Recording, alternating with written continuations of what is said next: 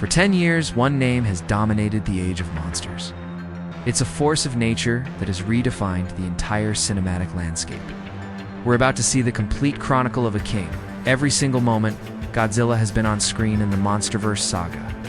From his mysterious arrival as a walking disaster to his ultimate upgrade as a guardian of the planet, this is his story. It's a decade of pure destruction, dominance, and defiance, all laid out in chronological order. The path to the throne starts right now. Our story doesn't kick off with a roar, but with a chilling mystery. In 2014, the world found out that it wasn't alone. The movie treats him less like a character and more like an eventa, living, breathing, natural disaster. The filmmakers smartly hold him back, building this incredible sense of scale and suspense. We just see the aftermath, the tsunamis that signal his arrival, the sheer size of him moving the ocean.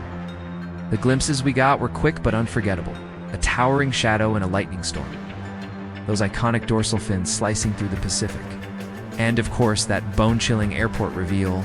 It's here we learn that Godzilla is an ancient alpha predator, woken up to hunt the parasitic MUTOs and restore his own brand of brutal balance to the world.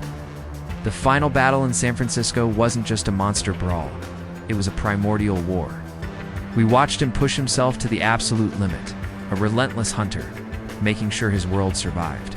As he vanished back into the sea, humanity had only one name for him: the King of the Monsters. 5 years later, everyone knows Titans are real. The question isn't if they exist, but which one gets to rule. Godzilla, King of the Monsters, leveled Godzilla up, from a mysterious force of nature to a reigning monarch. His rule is immediately challenged when eco-terrorists unleash his ultimate rival, the three-headed alien dragon, King Ghidorah. This film blew the mythology wide open. We saw Godzilla's ancient underwater city, his strange symbiotic bond with Mothra, and the whole pecking order of the Titans. Every time he showed up, it was a statement. It wasn't just fighting anymore. He was putting rivals like Rodan and the pretender Ghidorah back in their place. Things got personal when he was almost killed by the oxygen destroyer, only to be brought back to life by a heroic sacrifice. This leads to one of the most legendary moments in his history: thermonuclear Godzilla.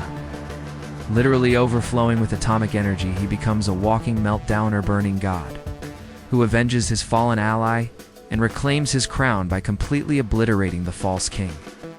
After taking back his throne, Godzilla's role flips, and he takes a dark, aggressive turn. In Godzilla vs. Kong, the king suddenly looks like the bad guy, attacking cities with a terrifying focus that seems to come out of nowhere. His design is leaner, meaner, and his movements are brutally efficient. Humanity, terrified that their protector has turned on them, unleashes the only other Alpha Titan on the planet to take him down, Kong. The fights that followed were legendary.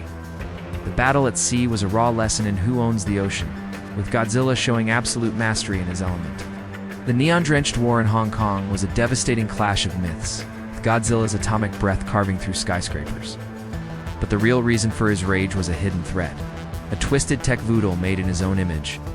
Apex Cybernetics' creation of Mechagodzilla was a personal insult to his existence, and in a twist nobody saw coming, these two rivals had to team up. Godzilla uses his atomic breath to supercharge Kong's axe, letting his challenger be the one to dismantle the machine.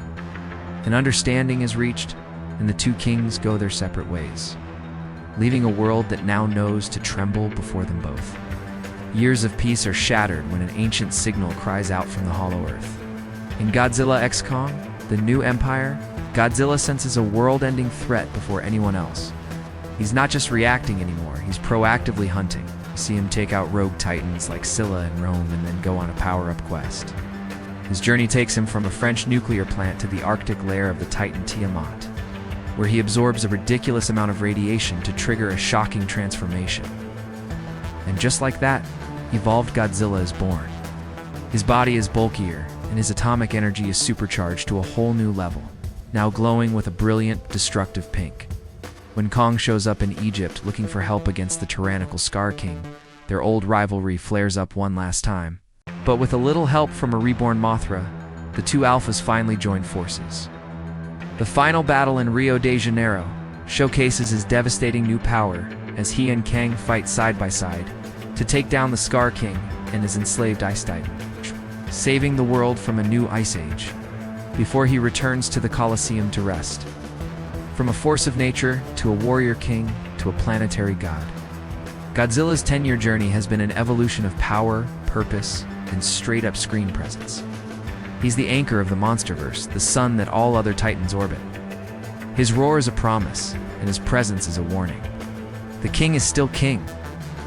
What's your all-time favorite Godzilla moment from the last decade?